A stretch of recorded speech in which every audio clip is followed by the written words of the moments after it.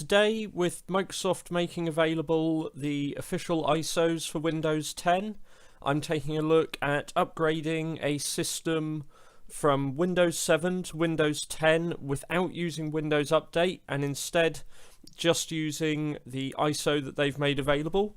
So as you can see here, we have a system. It is fully up to date bar a Silverlight update here. But other than that, we are not yet being offered the Windows 10 option to install. It hasn't downloaded yet, so it's not being offered to us. So we have the Get Windows 10 dialog here, but we don't have the ability to upgrade yet, as we haven't reserved it and it hasn't downloaded and all the rest. So we're going to close Windows Update. We can see this is a activated version of Windows 7 Service Pack 1. And we have here the ISO from MSDN downloaded this morning. Rather than write this to a USB stick to do the upgrade, we are simply going to extract it and then try and install it in place onto the system.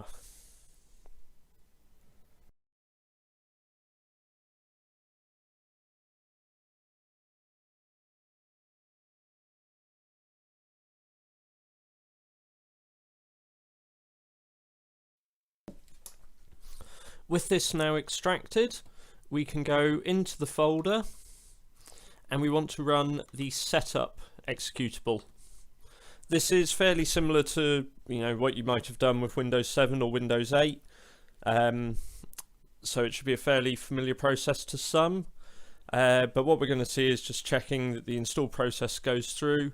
We're going to say yes, allow it to download updates. There shouldn't really be any available in the last hour or so, but let's allow it to do that so we can just see how it runs through this. As with people running through this in the future, this may offer some updates to it, so we might as well allow it to proceed.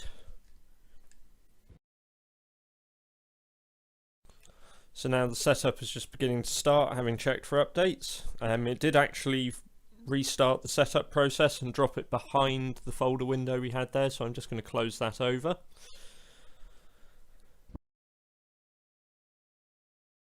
So now we're into the setup and we just have the standard licensing terms. We're going to accept those. Again, it is now checking for updates. Just so to sort of fill in some of the details, this system is a Acer laptop. It previously suffered a failed hard drive, so it's been reinstalled with the original OEM license key. So it's an OEM install, not a retail install. I wouldn't necessarily expect any major differences, but just if anyone is spotting anything, something to consider on that. And hopefully this will progress from checking from updates quite quickly.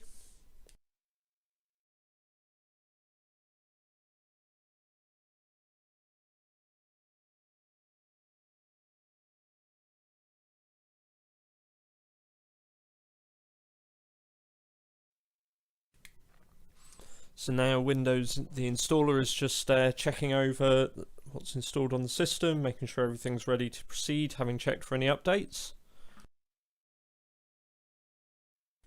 The software installed on this system is fairly minimal. We've basically just got Office 2010 Starter and not a lot else installed on here. So here we need to confirm it's going to change our display language. That's fine.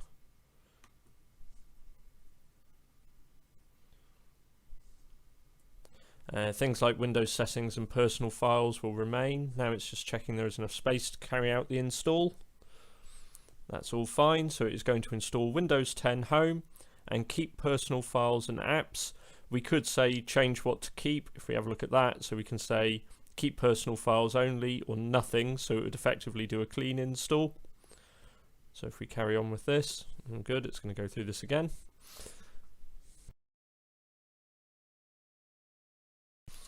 And now with that, having checked through again, we can begin the install process.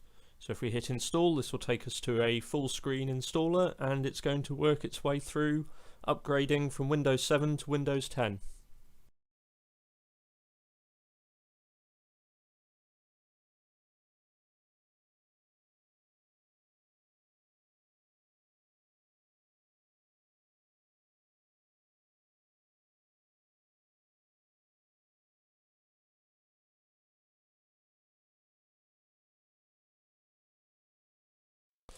So with the first stage of installation completed now, Windows is just going to restart the system, and this will allow it to carry on the install from here.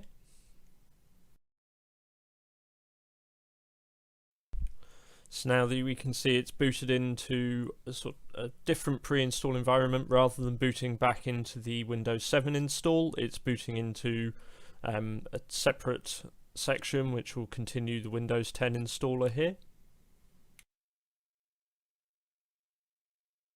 And now we can see it's copying in the Windows files for Windows 10, and we'll go through installing features and drivers and then configuring settings. So hopefully this shouldn't take too long.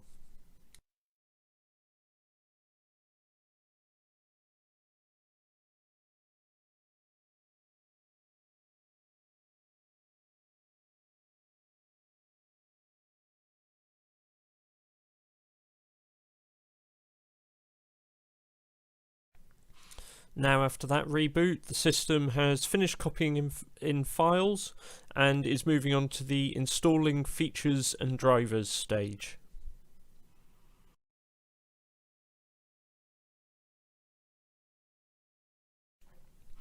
Our laptop has now rebooted again and moved on to the configuring settings stage, so this should be one of the final stages before we boot into the Windows 10 desktop, having completed our install.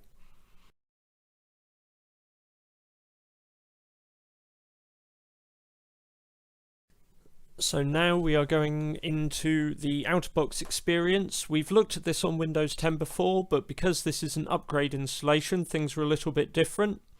So we have here, we can select, okay, we are our user here. If we were not the user it has specified, we can select here, and it will give us the option to create a new user. But we want to go in and carry on using the user we were using before.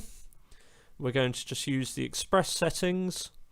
This is just telling us a bit about the new apps, so we can go in and choose default apps if we want. Otherwise, it's going to set up the default Windows 10 applications. And with that, settings are being finalized, and this should now bring us to the Windows 10 desktop. And it looks like it's just going to go through and do its application setup thing, and then we should be ready to go.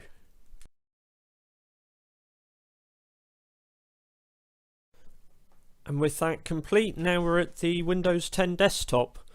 So we can go in to settings and let's see if this has correctly activated.